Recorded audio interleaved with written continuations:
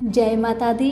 मेरे सभी प्यारे दोस्तों, मैं लक्ष्मी शर्मा बड़ों को चरण स्पर्श, छोटों को प्यार और बराबर वालों को दिल से नमस्कार करती हूँ।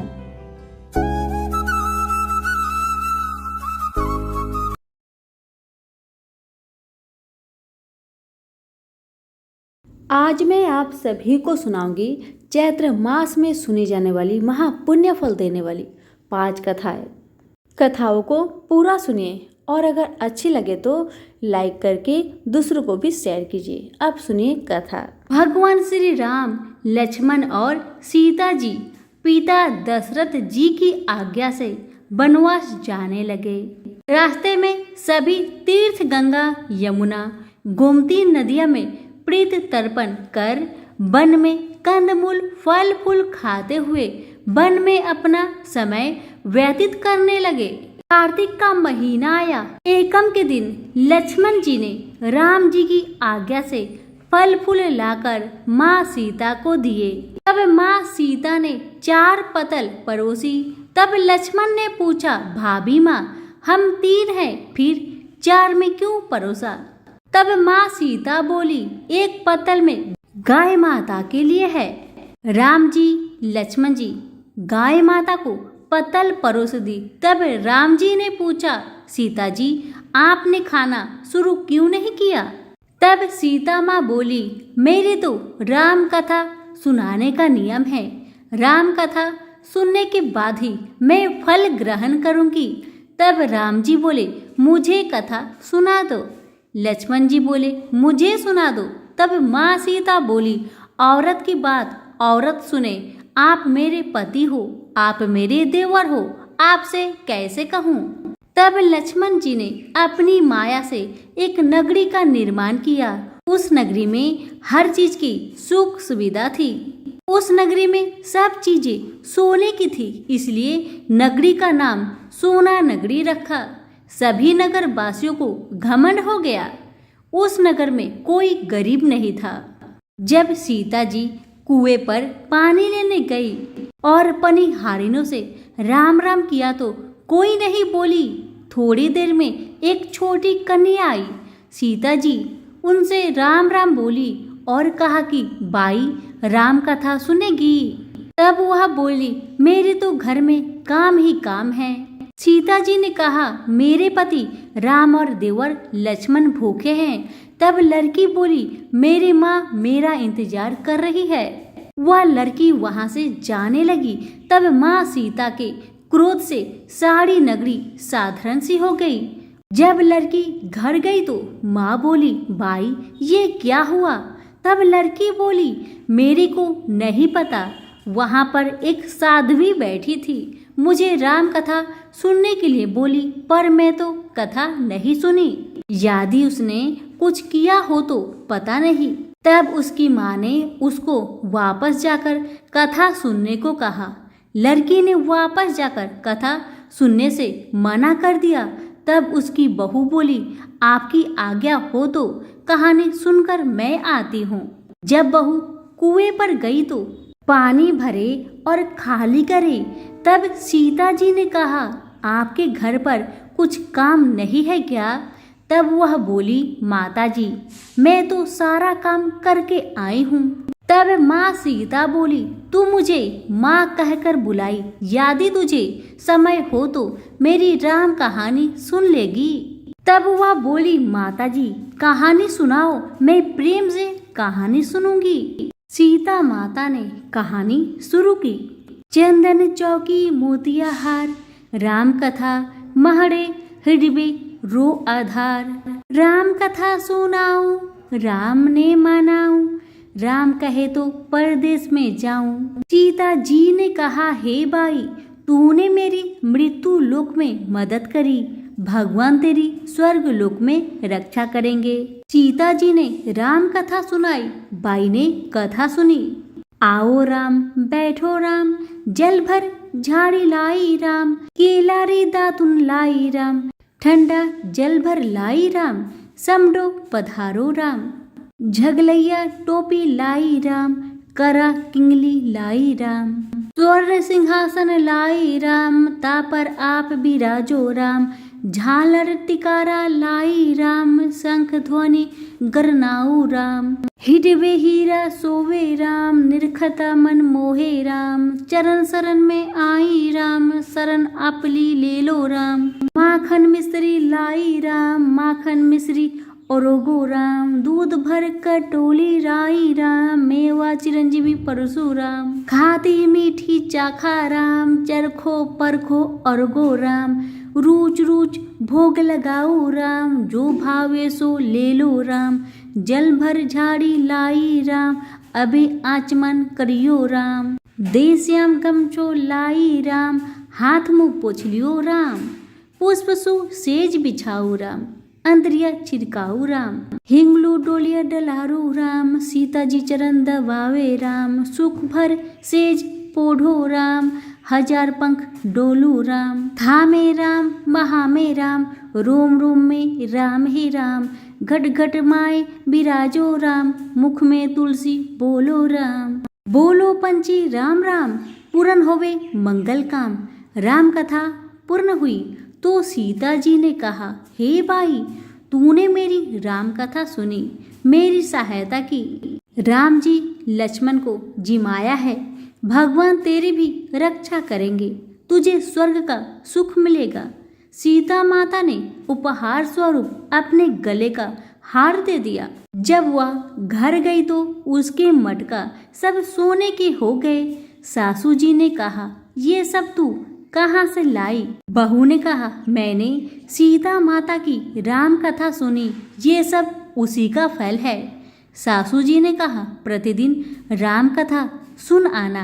बाई को राम कथा सुनते बहुत दिन हो गया। तब उसने माँ सीता से पूछा, इसका उद्धापन विधि बतलाओ। तब सीता जी ने कहा, 7 लड्डू लाना, 1 नारियल लाना, उसके 7 भाग करना। 1 भाग मंदिर में चढ़ाना, जिससे मंदिर बनावे जितना फल होता है। 1 भाग सरोवर के किनारे गाड़ देना, जिससे सरोवर खुदवाने जितना फल होता है। 1 भाग भगवत गीता पर चढ़ाना, जिससे भगवत गीता पाठ करवाने का जितना फल होगा। 1 भाग तुलसी माता पर चढ़ाना, जिससे तुलसी विवाह जितना फल होगा। 1 भाग कंवारी कन्या को देवे, जिससे कन्या विवाह जितना फल होगा। 1 भाग सूरज भगवान को चढ़ाना, जिससे 33 करोड़ देवी देवता को भोग लगाने जितना फल होगा। अब उनसे विधि पूर्वक उद्धापन कर दिया। माता सीता के पास आई, माता मैंने तो विधि पूर्वक उद्धापन कर दिया।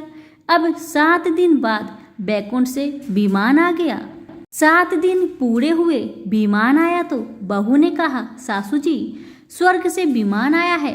तब सासू जी ने कहा, बहू तेरे ससुर जी को व मेरे को भी ले चल, तेरे माता पिता को ले चल, सारे कुटुंब परिवार को ले चल, आस पड़ोस को भी ले चल। उसने सभी को बैठा लिया। थोड़ी देर में उसकी ननद आई और देखते ही देखते विमान भर गया। तब बहू ने कहा, माँ सीता ननद बाईसा को भी बैठा लो। पर माँ सीता ने कहा, इसने कभी कोई धर्म पुण्य नहीं किया।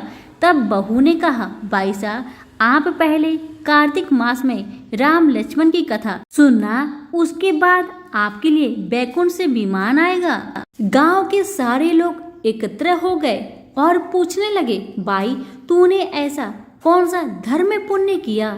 गीता भगवत के पाठ किए, हमें भी बताओ। तब बाई ने कहा, मैंने तो माता सीता से प्रतिदिन राम कथा सुनी और नियम से उद्धापन किया।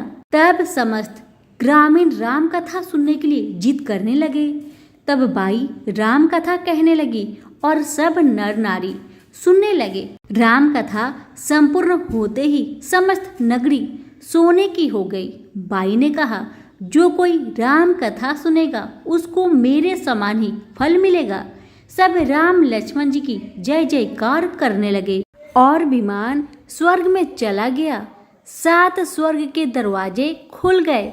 पहले द्वार पर नाग देवता समस्त देवी देवता पुष्प वर्षा करने लगे। देवताओं ने पूछा कि तूने क्या पुण्य किया, तब उसने कहा, मैंने तो राम लक्ष्मण जानकी की कहानी सुनी तो समस्त देवताओं ने कहा वर मांग।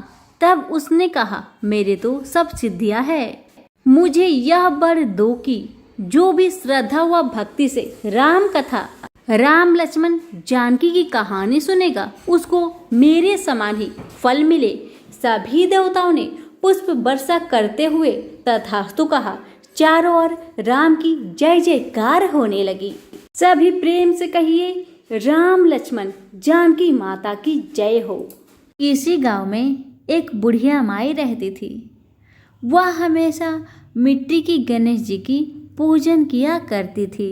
बेचारी बूढ़ी माई रोज मिट्टी के गणेश जी की मूर्ति बनाती, रोज पूजा करती, लेकिन रोज बारिश आने के कारण, पानी पड़ने के कारण गणेश जी की मूर्ति गल जाया करती थी। इसी से बूढ़ी माई बहुत परेशान थी। एक समय की बात है, एक बार बूढ़ी माई पास के ही रास्ते से गुजर रही थी। वहीं पर एक सेठ का मकान बन रहा था। तो बूढ़ी माई का दिमाग में आया, क्यों ना मैं इस कारीगर को कहकर एक पत्थर का गणेश जी का मूर्ति बनवा लूं। ये सोचकर बूढ़ी माई उस कारीगर के पास जाकर कहने लगी, भैया क्या आप मेरे लिए एक पत्थर का गणेश जी का मूर्ति बना देंगे। बूढ़ी माई की बातें सुन कारीगर कहने लगा, जब तक मैं तेरे लिए पत्थर का गणेश जी बनाऊंगा तब तक तो मेरा ये मकान ही बन जाएगा। जाओ यहाँ से किसी और से बनवा लो, मेरे पास समय नहीं है। कारीगर की बातें सुन बूढ़ी माई को दुख लगा, इसलिए बूढ़ी माई कहने लगी, राम करे तुम्हारी बनाई हुई दीवार कभी सीधी ही ना बने। और कहते हैं ना, जो भी मनुष्य अगर सच्चा मन से कुछ कह दे वह हो ही जाता है। और वैसा ही हुआ उस कारीगर के साथ। वह कारीगर दीवार को बनाए जा रहा है, मगर उसकी दीवार हमेशा अपने आप टेढ़ी ही बनती जा रही है। कारीगर बहुत परेशान हुआ। इसी तरह से शाम हो गया और सेठ जी भी घर वापस चले आए और उन्होंने देखा कि आज तो कारीगर मेरा कोई काम ही नहीं किया है। सेठ ने कारीगर से पूछा, तुमने मेरा काम अभी तक क्यों नहीं किया, बताओ।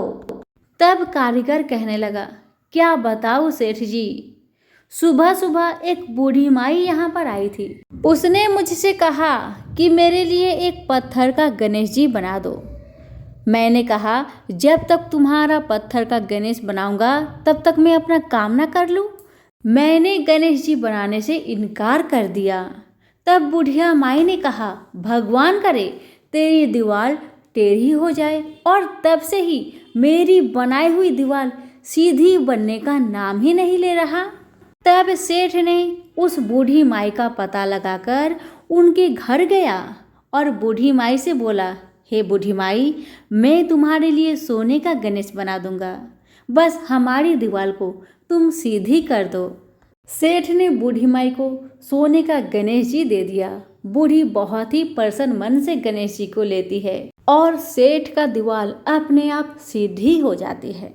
कहते हैं कि अगर भगवान को सच्चे मन से जपो तो वह शीघ्र प्रसन्न हो जाते हैं।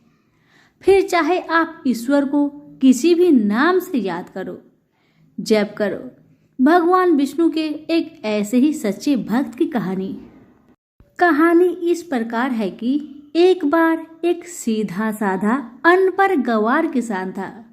वह एक संत जी के पास गया और कहने लगा कि मुझे ईश्वर का ऐसा नाम बता दो जिसे मैं सारा दिन जपता रहूं और अपना काम भी करता रहूं, मेरा परलोक भी सुधर जाए। संत ने कहा, ठीक है, तुम अघमोचन और मोचन नाम जपा करो। अघमोचन नाम का दिन रात जाप किया करो। सीधा सीधा किसान रास्ते में जाते जाते अघमोचन नाम रटते हुए जा रहा था, लेकिन कुछ देर बाद भूल गया और घमोचन नाम रटने लगा। अब दिन रात वह घमोचन रटता। एक दिन भगवान विष्णु भोजन करते हुए मुस्कुरा रहे थे। तो माँ लक्ष्मी ने इसका कारण पूछा। तब भगवान विष्णु कहने लगे कि लक्ष्मी, मेरा एक भक्त मेरा ऐसा नाम रट रहा है जिसका शास्त्रों में कोई वर्णन ही नहीं है, लेकिन नाम चाहे वह गलत ही ले रहा हो, लेकिन उसका मन मेरी ओर ही लगा हुआ है। इसके मन में मेरी ही छवि है। उसका गलत नाम लेने के कारण ही मुख पर मुस्कान है।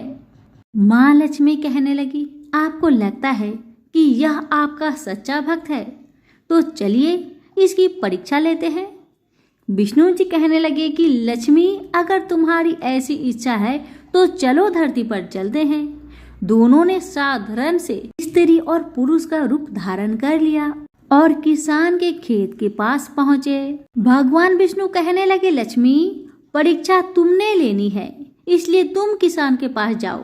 किसान के खेत के पास कुछ गड्ढे बने हुए थे, तो विष्णु जी कहने लगे कि मैं उसमें जाकर छिप जाता हूँ, तुम जाकर उस किसान की परीक्षा ले लो।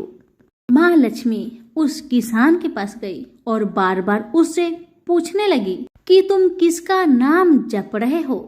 किसान था थोड़ा मुंहफट, लेकिन फिर भी चुप रहा कि मेरे ध्यान में किसी प्रकार का कोई विघ्न न पड़े। वह घमोचन घमोचन नाम रटता रहा। लक्ष्मी जी ने पूछना बंद नहीं किया। वह किसान से पूछती रही, किसान, तुम किसका नाम जप रहे हो? अब किसान गुस्से में कहने लगा, तेरे भतार का नाम जप रहा हूँ। लक्ष्मी जी सोचती है, शायद किसान मुझे पहचान लिया है।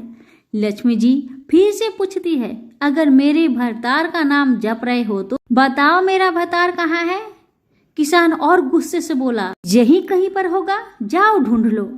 महालक्ष्मी ने विष्णु भगवान को पुकारा कि हे प्रभु, बाहर आ जाइए, यह तो सचमुच आपका ही सच्चा भक्त है। इसने तो मुझे पहचान भी लिया और आपके बारे में भी सब कुछ जानता है। भगवान विष्णु और माँ लक्ष्मी ने उसे साक्षात दर्शन दिए। कहने का भाव यह है कि भगवान तो भाव के भूखे हैं। निश्चल भाव और सच्चे मन से भगवान को जपते हैं, वो तो वह ऐसे ही भक्तों से जल्द प्रसन्न हो जाते हैं। तो प्रेम से बोलिए, लक्ष्मी नारायण की जय हो। पुराणों में वर्णित है कि एक बार माता पार्वती ने भगवान शिव से पूछा, आप अजर अमर है और मुझे तो हर जन्म के बाद नए स्वरूप में आकर फिर बरसों की कठोर तपस्या के बाद आपको प्राप्त करना होता है। मेरी इतनी कठोर परीक्षा क्यों? और आपके कंठ में पड़ी यह नरमुंड माला तथा आपके अमर होने का रहस्य क्या है? मुझे कृपा करके बतलाइए।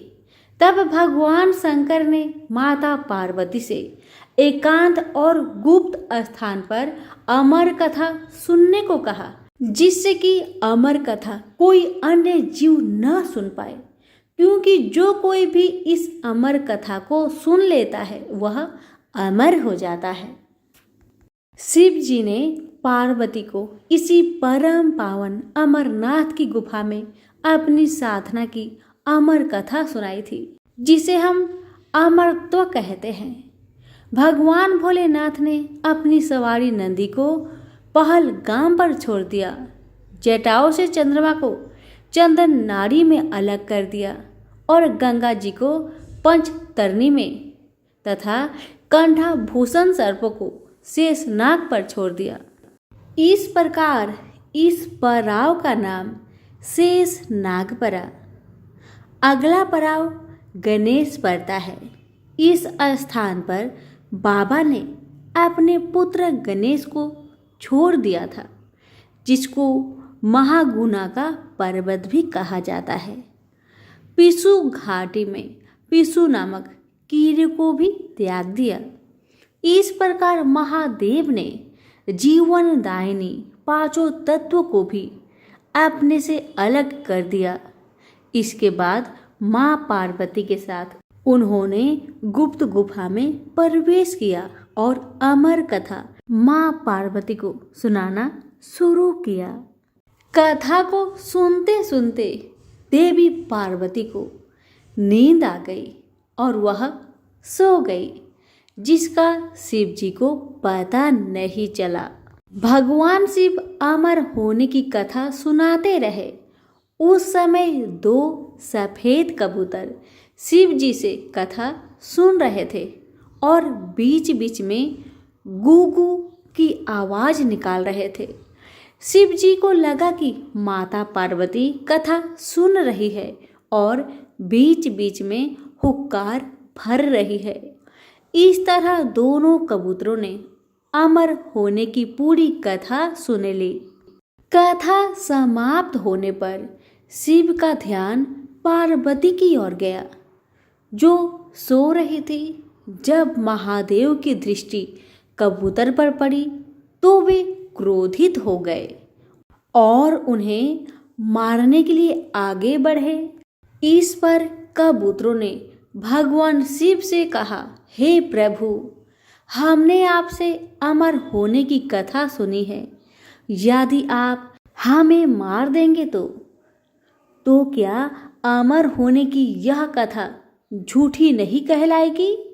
इस पर शिव जी ने कबूतरों को जीवित छोड़ दिया और उन्हें आशीर्वाद दिया कि तुम सदैव इस स्थान पर शिव पार्वती के प्रतीक चिन्ह के रूप में निवास करोगे। अतः यह कबूतर का जोड़ा अजर अमर हो गया।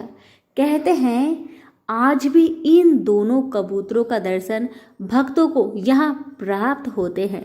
सभी प्रेम से बोलिए, उमापति शंकर की जय हो।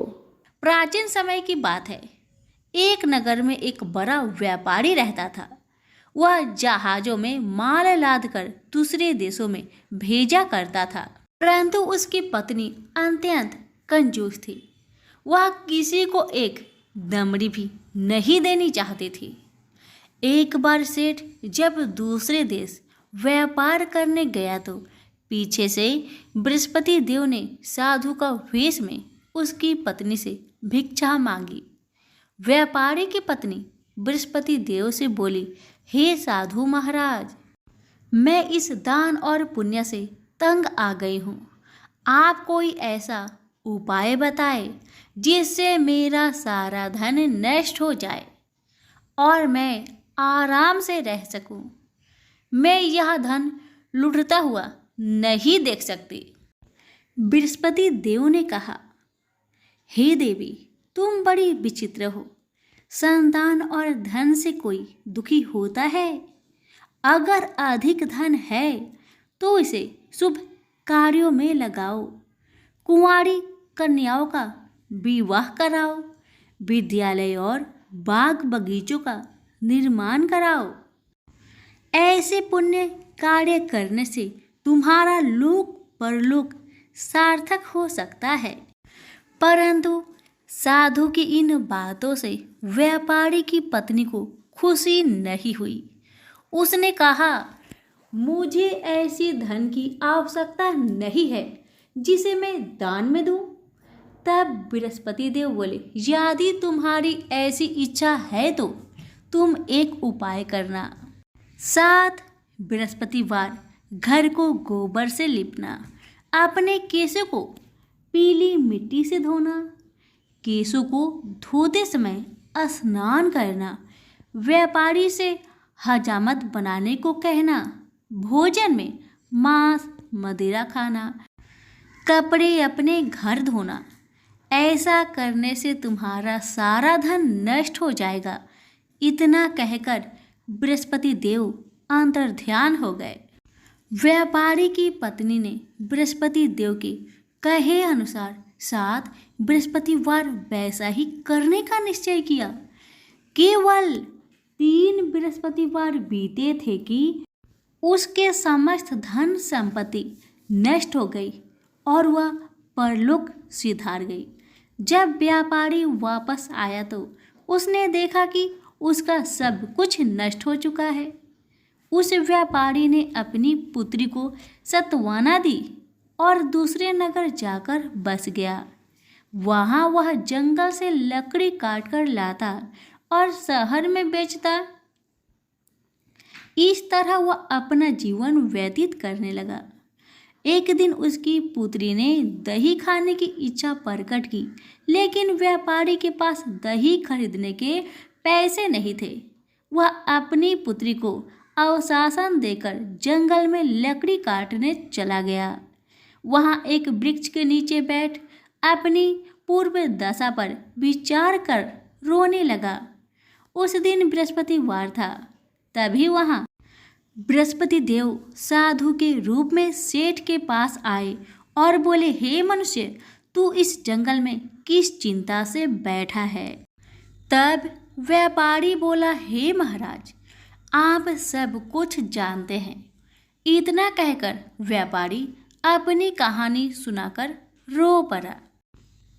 बृहस्पति देव बोले, देखो बेटा, तुम्हारी पत्नी ने बृहस्पति देव का अपमान किया था, इसी कारण तुम्हारा यह हाल हुआ है। लेकिन अब तुम किसी प्रकार की चिंता मत करो। तुम गुरुवार के दिन बृहस्पति देव का पाठ करो। 2 पैसे के चने और गुड़ को लेकर जल के लोटे में शक्कर डालकर वह अमृत और प्रसाद अपने परिवार के सदस्यों और कथा सुनने वालों में बांट दो। स्वयं भी प्रसाद और चनरामृत लो। भगवान तुम्हारा अवश्य कल्याण करेंगे। साधु की बात सुनकर व्यापारी बोला, महाराज, मुझे तो इतना भी नहीं बचता कि मैं अपनी पुत्री को दही लाकर दे सकूं। इस पर साधु जी बोले, तुम लकड़ियां शहर में बेचने जाना। तुम्हें लकड़ियों के दाम पहले से चौगुने मिलेंगे, जिससे तुम्हारे सारे कार्य सिद्ध हो जाएंगे। उसने लकड़ियां काटी और शहर में बेचने के लिए चल पड़ा। उसकी लकड़ियां अच्छे दाम में बिक गई, जिससे उसने अपनी पुत्री के लिए दही लिया और गुरुवार की कथा हेतु चना गुड़ लेकर कथा की और प्रसाद बांटकर स्वयं भी खाया। उसी दिन परंतु अगले बृहस्पतिवार को वह कथा करना भूल गया। अगले दिन वहाँ के राजा ने एक बड़े यज्ञ का आयोजन कर पूरे नगर के लोगों के लिए भोज का आयोजन किया। राजा की आज्ञा अनुसार पूरा नगर राजा के महल में भोज करने गया, लेकिन व्यापारी व उसकी पुत्री तनिक विलंब से पहुँचे। अतः उन दोनों को राजा ने महल में ले जाकर भोजन करवाया। जब वे दोनों लौटकर आए तब रानी ने देखा कि उसका खूंटी पर टंगा हार गायब है। रानी को व्यापारी और उसकी पुत्री पर संदेह हुआ कि उसका हार उन दोनों ने ही चुराया है। राजा के आज्ञा से उन दोनों को कारावास की कोठरी में कैद कर दिया गया। कैद में पड़कर दोनों अत्यंत दुखी हुए। वहाँ उन्होंने बृहस्पति देवता का स्मरण किया। बृहस्पति देव ने प्रकट होकर व्यापारी को उसकी भूल का आभास कराया और उन्हें सलाह दी कि गुरुवार के दिन कैद खाने के दरवाजे पर तुम्हें 2 पैसे मिलेंगे। उनसे तुम चने और मुनक्का मंगवाकर विधि पूर्वक बृहस्पति देवता का पूजन करना। तुम्हारे सब दुख दूर हो जाएंगे। बृहस्पतिवार को कैद खाने के द्वार पर उन्हें 2 पैसे मिले। बाहर सड़क पर एक स्त्री जा रही थी। व्यापारी ने उसे बुलाकर गुड़ और चने लाने को कहा। इस पर वह स्त्री बोली, मैं अपने बहू के लिए गहने लेने जा रही हूँ, मेरे पास समय नहीं है। इतना कहकर वह चली गई। थोड़ी देर बाद वहाँ से एक और स्त्री निकली। व्यापारी ने उसे बुलाकर कहा कि हे बहन, मुझे बृहस्पतिवार की कथा करनी है, तुम मुझे 2 पैसे का गुड़ चना ला दो। बृहस्पति देव का नाम सुनकर वह स्त्री बोली, भाई, मैं तुम्हें अभी गुड़ चना लाकर देती हूँ। मेरा इकलौता पुत्र मर गया है, मैं उसके लिए कफन लेने जा रही थी, लेकिन मैं पहले तुम्हारा काम करूँगी, उसके बाद अपने पुत्र के लिए कफन लाऊंगी। वह स्त्री बाजार से व्यापारी के लिए गुड़ चना ले आई और स्वयं भी बृहस्पति देव की कथा सुनी। कथा के समाप्त होने पर वह स्त्री कफन लेकर घर गई। घर पर लोग उसके पुत्र की लाश को राम नाम सत्य है कहते हुए शमशान ले जाने की तैयारी कर रहे थे। स्त्री बोली, मुझे अपने लड़के का मुख देख लेने दो। अपने पुत्र का मुख देखकर उस स्त्री ने उसके मुख में प्रसाद और चंद्रामृत डाला। प्रसाद और चंद्रामृत के प्रभाव से वह पुनः जीवित हो गया। उसी रात बृहस्पति देव राजा के सपने में आए और बोले, हे राजन, तूने जिस व्यापारी और उसके पुत्री को जेल में कैद कर रखा है वह बिल्कुल निर्दोष है। तुम्हारी रानी का हार वही खूंटी पर टांगा है। दिन निकलता तो राजा रानी ने हार खूंटी पर लटका हुआ पाया।